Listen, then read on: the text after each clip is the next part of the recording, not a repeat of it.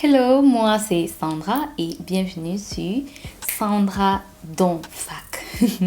Je suis très contente aujourd'hui et je t'invite de ce pas à t'inscrire à la newsletter Elite Auto-Éducation. C'est une newsletter où tu recevras des messages sur le développement personnel, les finances, l'éducation des enfants, l'estime de soi, confiance en soi. Et justement, je vais aujourd'hui avec toi discuter d'un article que nous avons posté sur Elite Auto Éducation et il s'agit de la faiblesse dans le rôle de parent.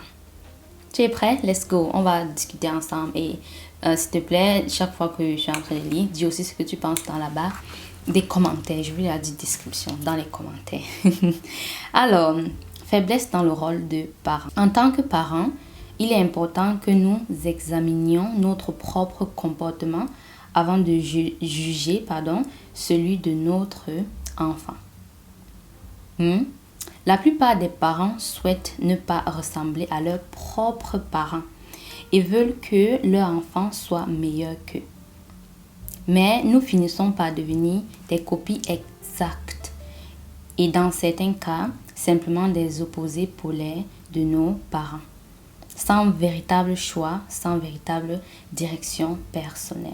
Donc, déjà au début, lorsqu'on dit en tant que parent, il est important d'examiner notre propre comportement avant de juger celui de nos parents. Par exemple, tu vas avoir un parent qui ne mange pas les légumes et qui va juger son enfant. Tu ne manges jamais les légumes, il faut manger les légumes.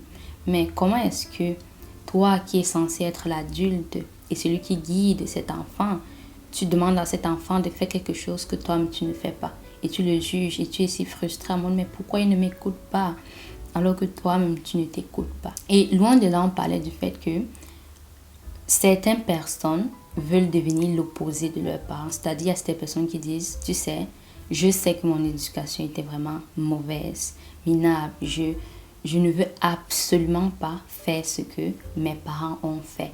Et voilà où on ne souhaite donc pas ressembler à nos parents. Et il y a donc ceux-là qui sont l'opposé et qui disent que tellement ils détestent la façon dont leurs parents éduquent qu'ils veulent l'opposé. On appelle ça faire des polarités.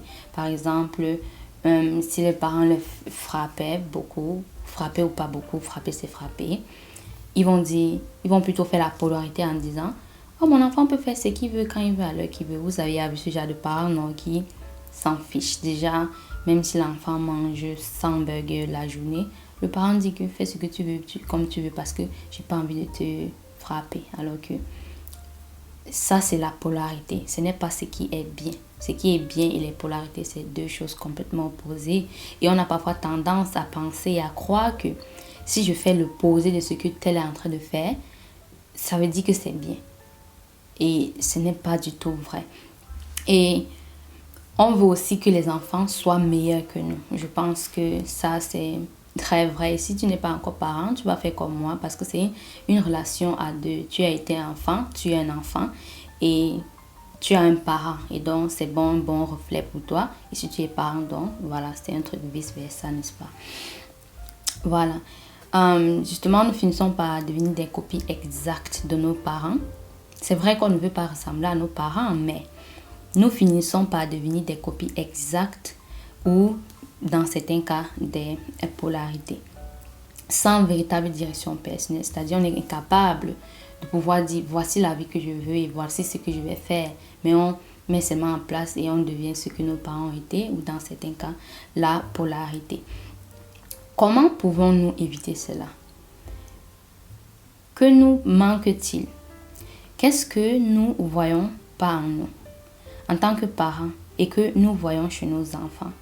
Ce qui nous frustre, nous irrite, nous fait peur, nous met en colère, nous agace, nous juge. C'est-à-dire, en tant que parent, quelles sont les choses que tu vois en tes enfants qui te frustrent, qui t'irritent, qui te font peur, qui te met en colère, qui t'agace et qui fait en sorte que tu te juges ou encore tu les juges? Pourquoi jugeons-nous nos enfants sans regarder en nous-mêmes?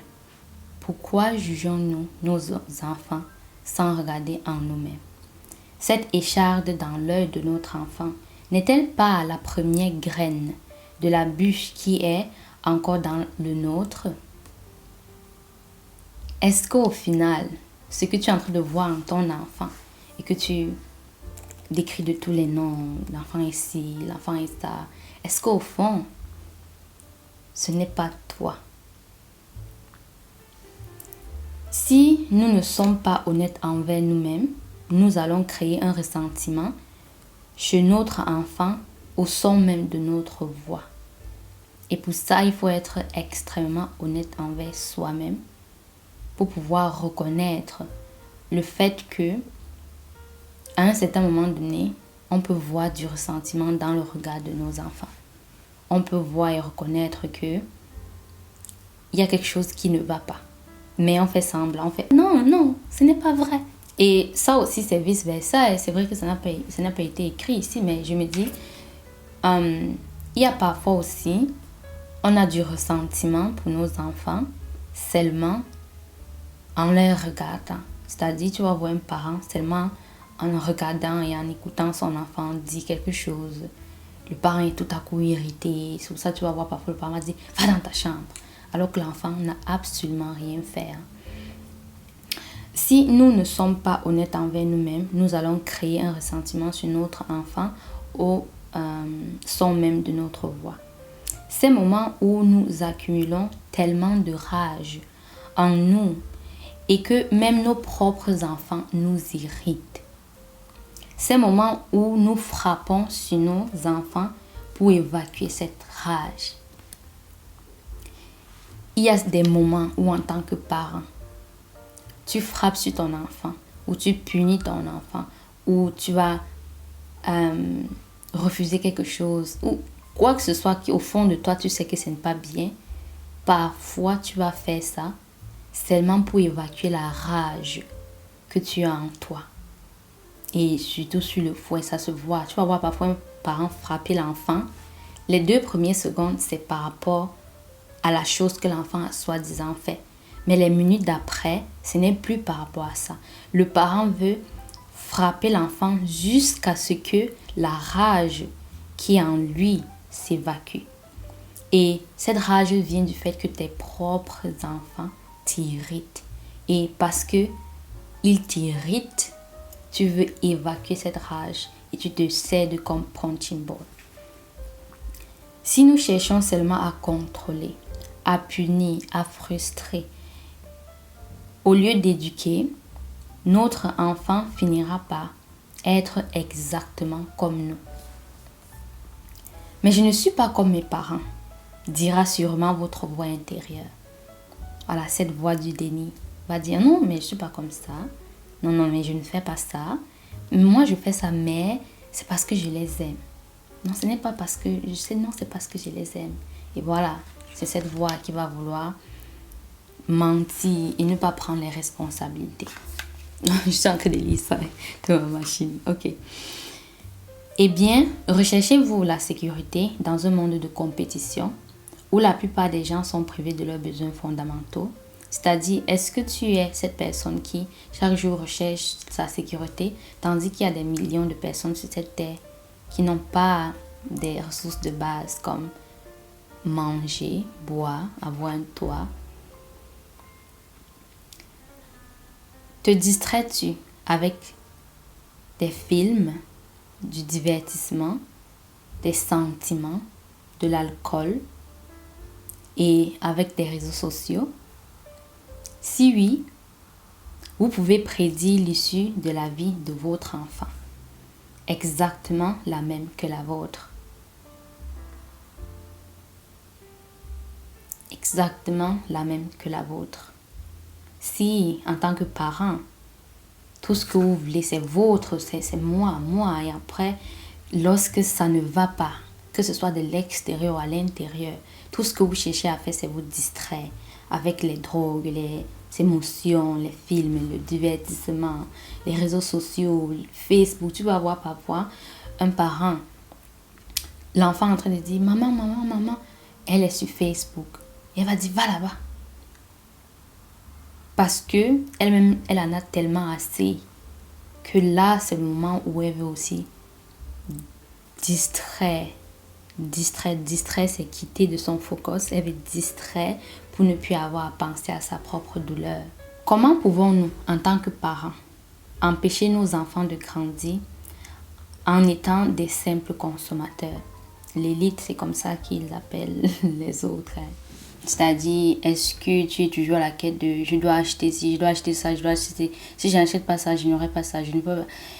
Bref, dans un monde où l'automatisation et l'intelligence artificielle remplaceront de plus en plus les emplois, où il restera donc peu d'emplois pour ceux qui ne sont pas hautement créatifs et bien éduqués. Que restera-t-il à faire pour nos enfants, si ce n'est consommer l'offre sans fin de solutions à des problèmes qui n'existent pas vraiment sous la forme de produits de consommation et de divertissement, produits par les robots qui sont meilleurs pour accomplir une tâche sans l'imprévisibilité, l'imprévisibilité des émotions qui ralentissent la chaîne de montage. C'est-à-dire que on est en train d'éduquer seulement l'enfant à consommer. Si tu fais ça, je t'achète tel jouet.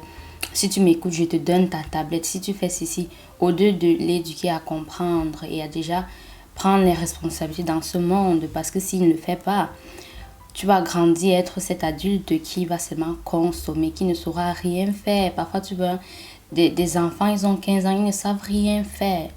Absolument rien, ils ne peuvent rien faire sans leur mère. Ils ne peuvent rien faire sans leur père. Qu'est-ce que cet enfant va devenir? Tandis que le système éducatif, le niveau devient plus bas, plus les jobs deviennent plus difficiles. Dans le sens où, si à l'avenir, tu voudrais avoir quelque chose de compétitif, dans le sens où il faudrait que tu sois vraiment bon. Parce que tous les boulots simples, les chaînes de production, les ceci, cela, ça va être remplacé par des robots, l'intelligence artificielle, dont beaucoup de personnes vont perdre leur emploi.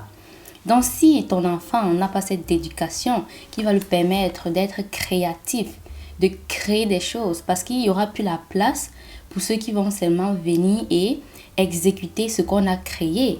Il y aura seulement dans la place pour ceux qui vont créer. Et si ton enfant n'est pas capable de créer, que restera-t-il à faire pour nos enfants, si ce n'est consommer l'offre sans fin des choses dont ils n'ont pas besoin?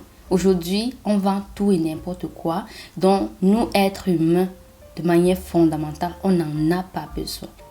Mais on ne fait que consommer, on ne fait que produire les choses dont on n'a pas besoin parce que tout ce qui reste à faire pour les autres, c'est consommer. Et cette partie où on dit ce seront des produits qui seront produits par des robots qui sont meilleurs, parce que c'est pour ça qu'on va remplacer. Et si tu es sur la chaîne et tu dis oh je suis fatigué, non, le robot ne dit pas qu'il est fatigué. Si on lui a donné son essence, son énergie, il va aller. Et ce manque d'émotion, parce que justement quand aujourd'hui on dit aux gens de faire sinon j'ai pas envie, je ne peux pas faire, je ne me sens pas comme si, je suis pas à l'aise, j'ai pas envie, les robots n'ont pas ça. Et donc on va choisir le robot à toi. Et donc comment pouvons-nous en tant que parents empêcher nos enfants de grandir en tant que des simples consommateurs? La réponse est dans ce texte, en leur donnant une éducation qui va leur permettre d'être extrêmement créatifs afin qu'ils vont créer. J'entends certains parents dire « Je ne suis pas qualifié pour éduquer mon enfant. Je vais donc les envoyer au même endroit où j'ai été éduqué et où je n'ai pratiquement rien appris. » Est-ce que cela a un sens? Est-ce que cela a un sens du fait que tu es allé quelque part, on a dit qu'on t'éduque, maintenant toi tu es incapable d'éduquer ton enfant? Si réellement on t'avait éduqué, est-ce que tu ne serais pas donc capable d'éduquer ton enfant? Mais comment est-ce que tu dis je ne suis pas qualifié pour éduquer mon enfant, mais tu encore vas envoyer ton enfant au même endroit qui t'a fait aujourd'hui ne pas te sentir qualifié? L'autre jour, je demandais à une maman la question suivante. Je lui ai demandé quelles sont les choses que l'école t'a promis. Quelles sont les choses qu'on t'a promis? Quelles sont les choses qu'on t'a dit que tu vas avoir si tu pars à l'école et tu es un bon élève et que tu as les bons diplômes? Je lui ai dit, ne me dis pas. Écris ça sur une feuille. Écris toutes les choses qu'on t'a dit que tu vas avoir grâce à l'école. Et après, pose-toi la question suivante. est-ce que l'école m'a donné ce que l'école avait dit qu'elle va me donner? Et la réponse, c'est non. Les gens perdent confiance dans le système éducatif. Le politiquement correct, sous toutes ses facettes, a envahi les écoles. Et maintenant, si vous êtes quelqu'un qui ne veut pas suivre ce que dit le professeur, le maître, la maîtresse, vous allez être étiqueté comme étant haineux. Je voulais dire honteux, non, c'est haineux. Je vous préviens, parents, prenez les choses en main et assumez la responsabilité d'éducation de vos enfants avant de les perdre à jamais. Et justement, cette partie où aujourd'hui, on doit être politiquement correct pour entrer dans l'agenda des personnes qui veulent que désormais on devienne des consommateurs à vie. Et si tu ne respectes pas ça, tu seras mis à l'écart, de côté. Et l'agenda là, c'est pas mis en place pour que ton enfant devienne une compétition à ces personnes. Donc, ce qu'ils mettent en place, c'est pour que ton enfant devienne une de leurs poupées. Afin que tu peux faire ce qu'il veut, quand il veut, à l'heure qu'il veut. Parce que tu n'es pas à leur niveau. Tu n'es pas à leur niveau de création. Ils sont capables de créer. Mais toi, qu'est-ce que tu peux faire? Ils ont créé un système où tes parents t'éduquent à être un consommateur. Et donc, toi, tu vas seulement consommer ce qu'ils produisent. Et donc, je vais relire cette phrase. Ce parent dit, parce que ça a été écrit par un parent. Ce parent dit, je vous préviens, parents. Prenez les choses en main et assumez la responsabilité de l'éducation de vos enfants avant de les perdre à jamais. En tant que parents, nous devons vraiment tout mettre en question sur ce que nous croyons être et surtout sur qui nous croyons être. Chers parents, es-tu en train de te remettre en question? C'est la question de la fin. Et je vais encore rester sur cette note-ci. Je vous préviens, parents. Prenez les choses en main et assumez la responsabilité de l'éducation de vos enfants avant de les perdre dans ce système à jamais. Et si toi, tu doutes un seul instant que tu es capable de prendre entre tes mains l'éducation de tes enfants, je t'invite à m'envoyer un message et je te mettrai justement en relation avec ce parent qui aujourd'hui a 3 enfants qui sont des génies et qui par conséquent dans ce monde vont créer et non consommer. Est-ce que tu te remets en question, chers parents? C'est donc la question pour clôturer cette vidéo. Ça m'a fait plaisir de lire ceci avec vous. Je vous invite à me dire dans les commentaires ce que vous avez appris et si tu veux être capable de participer à l'éducation de tes enfants afin de faire de des enfants extrêmement intelligents, ceux-là qui vont pouvoir vous rendre fiers. Si ce sont les bonnes notes que tu veux, il va te donner ça et tu seras ce parent fier. Tu vas enfin pouvoir être fier de tes enfants. Envoie-moi un message et je vais mettre mon adresse mail ici. C'est da4sandy@gmail.com ou encore à contact@monafrolibre.com. Et voilà, avant de te laisser, je vais mettre une vidéo ici que tu peux regarder. Ok, on va faire ça. Je mets une vidéo ici que tu peux regarder. Ou encore, tu peux cliquer ici pour t'abonner à cette chaîne si tu n'es pas encore abonné à la chaîne. Ok, voilà. Il est temps de prendre l'avenir de nos enfants en main. Tu veux des enfants intelligents? Tu as la bonne adresse. Envoie un message et on va en discuter. Ok? Bye bye. Des bisous. Attends. Mouah, ma machine. Mouah, bye bye. Bye bye.